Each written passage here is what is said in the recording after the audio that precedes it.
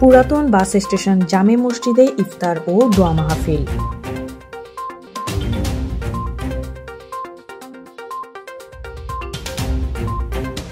রাঙামাটির পুরাতন bus station জামে মসজিদে ৫ শতাধিক রোজাদারদের নিয়ে ইফতার ও দোয়া মাহফিল করেছে মসজিদ পরিচালনা কমিটি।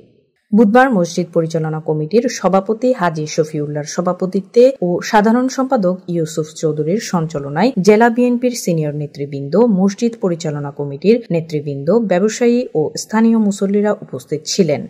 এ সময় ইউসুফ চৌধুরী ইফতার মাহফিল আয়োজন সফলভাবে সম্পন্ন করায় মসজিদ পরিচালনা কমিটি এবং আয়োজক কমিটির সকলকে ধন্যবাদ ও কৃতজ্ঞতা জানান। ইফতারের পূর্বে দেশ ও জাতির কল্যাণে বিশেষ দোয়া মোনাজাত করা হয়। দোয়া ও মোনাজাত পরিচালনা করেন মসজিদের খতিব মোহাম্মদ সুলতান মাহমুদ কাদেরী ও পেশ ইমাম এম এ মুস্তফা হেজাজি।